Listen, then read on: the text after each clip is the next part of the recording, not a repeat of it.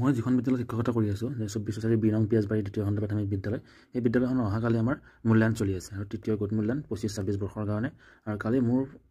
বিষয় আছে পৰিৱেশ বিষয় আছে পঞ্চম শ্ৰেণীৰ অলৰেডি মই প্ৰশ্ন ইয়াতে হেৰি কৰিলোঁ নোট কৰিলোঁ মোৰ অলপ মিলাব লগা আছে বাৰু আৰু দুটামান শব্দ ইয়াতে মানে মোৰ ছফ্টৱেৰটোৰ কাৰণে প্ৰব্লেম হৈছে যেনে আৰু শব্দটো হৈছে এটা প্ৰব্লেম চাব পাৰে সাৰুৱা বানানটো বা ৰদ মানে এই বস্তুটো মোৰ ভুল হৈছে ইয়াত ছফ্টৱেৰটো নাই কাৰণে মোৰ যিডাল হ্ৰস্বকাডাল এইফালে গুচি যায় এনেকৈ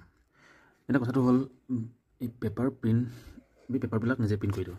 এইটো মোৰ প্ৰিণ্টাৰ আছে মই প্ৰিণ্ট কৰি দিম কাগজ এইফালে থোৱা আছে মই প্ৰিণ্ট কৰি দিম আমাৰ বহুত এল পি স্কুল মই দেখা পাইছোঁ য'ত নেকি কি কৰে প্ৰশ্নবিলাক লিখি দিয়ে আমাৰ আনকি মই দেখুৱাব পাৰিম আপোনালোকক আমি এনেকৈও দি দিওঁ মই দেখুৱাই আছোঁ আমি ডাইৰেক্ট এনেকৈও মানে দি দিওঁ এখনতো আনকি প্ৰিণ্ট কৰি দি দিওঁ এইটো এখন আছিলে দ্বিতীয় গোট মূল্যায়ন 2025 চনৰ আমি ডাইৰেক্ট এনেকৈ এটা পেজত এনেকৈ অকল দি দিওঁ এই দ্বিতীয় মানৰ কাৰণ লিখিবলৈ সুবিধা ইয়াত নাম লিখিব পাৰিব প্লাছ ৰোল নম্বৰ লিখিলে হ'ল বাকীখিনি এনেকৈ আমি দি দিওঁ এটা কথাটো হ'ল বহুত এল পি স্কুল এনেকুৱা আছে য'ত মানে কি কৰে শিক্ষকসকলে তো কথাটো এনেকুৱা ধৰণৰ যে বহু এল পি স্কুল বা শিক্ষক আছে যে মানে কি কৰে পেপাৰবিলাক মানে প্ৰশ্ন আনকি উত্তৰো লিখি দিয়ে মানে ব্লেকবোৰ্ডত প্ৰশ্নটো বাদ দিয়ক উত্তৰো লিখি দিয়ে তো সেনেকৈতো আমাৰ মূল্যায়ন কৰা নহয় ন আমাৰ ল'ৰা ছোৱালী বহুত কালি মোৰ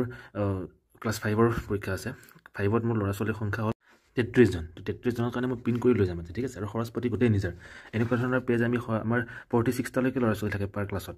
তো আমি গোটেই এইবিলাক খৰচ আমাৰ নিজে খৰচ কৰি দিওঁ কিনো আমি যদি প্ৰশ্ন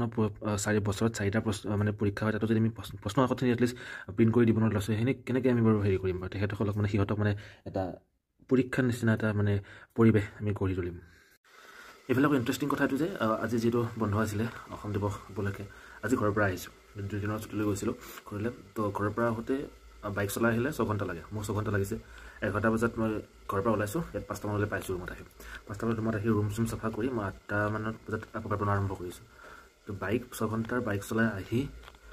পেপাৰ ঠিক কৰিছোঁ প্ৰিণ্ট কৰিম আৰু কালি পৰীক্ষা ল'ম ঠিক আছে আৰু কিছুমান শিক্ষক চৰকাৰী শিক্ষকৰ মানে দেখা পাইছোঁ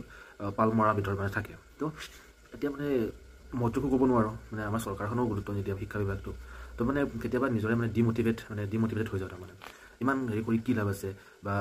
যেতিয়া দেখাই পাওঁ যে আমাৰ শিক্ষকসকলক সন্মান নকৰে সন্মান মানে বিচৰাৰ কথাটো কোৱা নাই মই চৰকাৰখনত আমাক সন্মান নকৰে ন মানে যিখিনি প্ৰাপ্য সেইখিনি নিদিয়ে তেনেকুৱা ধৰণৰ কথা ঘৰৰ পৰা ইমান দূৰত চাকৰি কৰি থাকিব লগা হৈছে তো তেনেকুৱা ধৰণৰ কথাটো আমি ৰিভলিউশ্যন অনাৰ কাৰণে চেষ্টা কৰি আছোঁ মানে নৱপ্ৰজন্মই চৰকাৰী শিক্ষা ব্যৱস্থাক এটা ৰিভলিউশ্যন কৰাৰ কাৰণে চেষ্টা কৰিয়ে আছোঁ কিন্তু তাত মানে চৰকাৰৰো সহায় লাগিব লগতে আমাৰ যিটো কিছুমান শিক্ষকৰ যিটো মানসিকতা সেইটো সলনি কৰাৰ প্ৰয়োজন থাকিব তো এইখিনিতে